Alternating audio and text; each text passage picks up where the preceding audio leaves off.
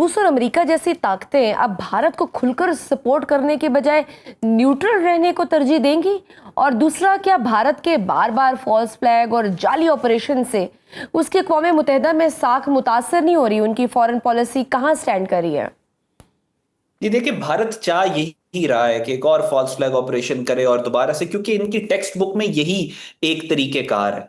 ये हमेशा से यही करते आए हैं। पिछले 70 सालों से आप देखिए, फॉल्स फ्लैग ऑपरेशन, पाकिस्तान को ब्लेम, पाकिस्तान के ऊपर एग्रेशन, और उसको हम जस्टिफाई करके मजलूम बन जाएंगे। ये हमेशा से यही करते आए हैं, सेम स्ट्रेटेजी जो इसराइल करता आया 70 सालों से।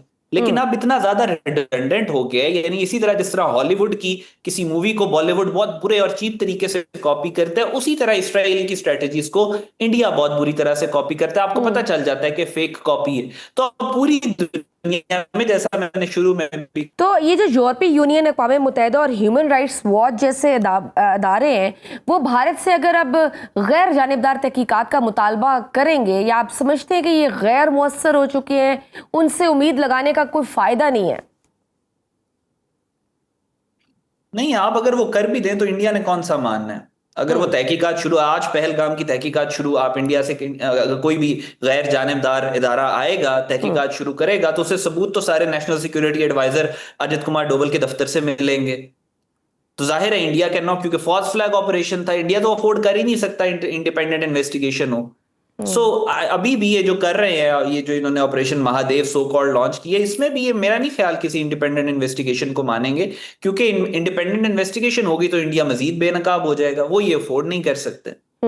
और क्या पाकिस्तान को अक़वाम मुत्तहिदा में बाज़ाब्ता तौर पर भारतीय फॉल्स फ्लैग पॉलिसी के खिलाफ करारदाद पेश करनी चाहिए, ताकि दुनिया इस खतरनाक रुझान को रोके? क्योंकि कश्मीर में हम देख रहे हैं मुसलसल इंसानी हकूक़ की खिलाफ वर्जियाँ अब भारत के लिए आलमी बोझ बन रही हैं। क्या पाकिस्तान इस बोझ को सफारती दबाव में बदल सकता है?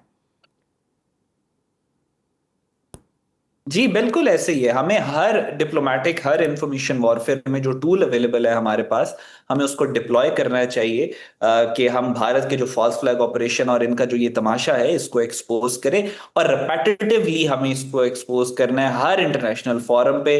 पाकिस्तान के फॉरेन ऑफिस को हाइपर एक्टिव होना चाहिए, और हमारी जितनी भी एम्बेसीज हैं उनको हाइपर एक्टिवली, ये जो अभी दोबारा इनका फॉल्स फ्लैग ऑपरेशन हो रहा है, बार बार बार बार we have to repeat it. Information domain में या डिप्लोमेटिक डोमेन में आप स्पेस खाली नहीं छोड़ते, आप वैक्यूम नहीं छोड़ते। तो हमें यही करना है कि हमें रिपीटेटिवली, चाहे जितना मर्जी रिपीट करना पड़े, have to tell the world repetitively India के जो फॉल्स फ्लैग ऑपरेशन और इसके जो अजाइम है और जिस तरह की ये ड्रामे करते हैं। अहमद, जैसा कि अब तो दुनिया को भी ये मालूम हो गया है कि भारत के दावे झूठे और प्रोपेगेंडे पर मबनी होते हैं, तो आलमी सरमायाकारी, दिफाई मुआहदात या स्ट्रेटेजिक फोरम्स पर भारत के मौक़िफ़ को कितना नुकसान हो सकता है?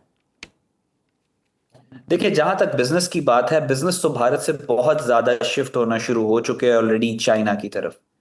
भारत की जो टोटल जो मिलिट्री बजट है, उससे ज्यादा नुकसान जो ऑपरेशन सिंदूर इन्होंने लॉन्च किया था उसके पहले हफ्ते में इनको हो चुका था। ये ब्लूमबर्ग की रिपोर्ट है। सो भारत से बिजनेस तो जा रहा है। जहां तक दिफाई मुआहदों की बात है, तो दिफाई मुआहदों में इस वक्त भारत जो है बहुत बड़ा इंपोर्टर है असलहे का इसराइल से। और भारत को अगर कोई मुल्क इस वक्त ओपनली सपोर्ट कर रहा है पूरी दुनिया में, बाकी ममालिक भी रिलक्टेंट है भारत के साथ भी खड़ा होने पे, और बाकी तमाम ममालिक रिलक्टेंट है इसराइल के साथ खड़ा होने पे भी। तो सिर्फ ये दो मुल्क हैं, द टू आईज, जिसको इंडिया और इसराइल कहते हैं, ये दोनों सिर्फ आपस में एक दूसरे को सपोर्ट भी ओपनली कर रहे हैं और हथियार और असला भी दे रहे हैं। और दोनों की स्ट्रेटजीज भी मिलती हैं, सोच भी मिलती है। जी, सोच मिलती है, इनकी अप्रोच मिलती है, इनके जेनोसाइडल प्लान्स मिलते हैं, इनका एक्सपेंशनिस्ट डिजाइन्स मिलते हैं, इनके इंटरेस्ट मुसलमानों के खिलाफ एक जगह पे कन्वर्ज होते हैं। जितना इसराइल ईरान का दुश्मन है, उतना ही भारत भी ईरान का दुश्मन है। जितना इसराइल पाकिस्तान का दुश्मन है, उतना ही भारत भी पाकिस्तान का दुश्मन। सो ये इंटरेस्ट इनके आपस में अलाइन करते हैं, और इन दोनों के एक दूसरे के अलावा इनके पास दुनिया में और कोई बचा नहीं है प्रैक्टिकली। आप अगर देखें, जो मुल्क इनको सपोर्ट करना भी चाहते हैं वो भी पब्लिकली इनके साथ खड़ा होने के लिए तैयार नहीं है। एक वो जेनोसाइडल मीनियक है, और एक ये एक इंटरनेशनल एम्बेरसमेंट है जो नरेंद्र मोदी है, और दूसरा नेतन्याहू की मैंने बात की, जो कि जेनोसाइडल जो गाजा के ऊपर कर रहा है, फूड जेनोसाइड इंपोज कर रहा है। सो इंडिया हर जगह से हिट ले रहा है। लेकिन मैं वही आपसे अर्ज कर रहा हूं कि इस वक्त इंडिया का प्राइमरी फोकस अपनी इकोनॉमी नहीं है, अपनी फॉरेन पॉलिसी नहीं है, अपनी नेशनल सिक्योरिटी पॉलिसी नहीं है, अपना नेशनल कोहेशन नहीं है। उनका प्राइमरी फोकस ये है कि किसी तरह नरेंद्र मोदी 2-4 साल और प्राइम मिनिस्टर रह सके। तो उस चक्कर में वो पूरे खत्ते को एक आग में धकेल रहे हैं। जब वो गुजरात का चीफ मिनिस्टर था, उसने जी। पूरे गुजरात में आग लगाई थी। अब वो इस पूरे इंडिया का 1.25 बिलियन लोगों का वजीर आजम है, अब वो पूरे खत्ते में आग लगाने की कोशिश करेगा।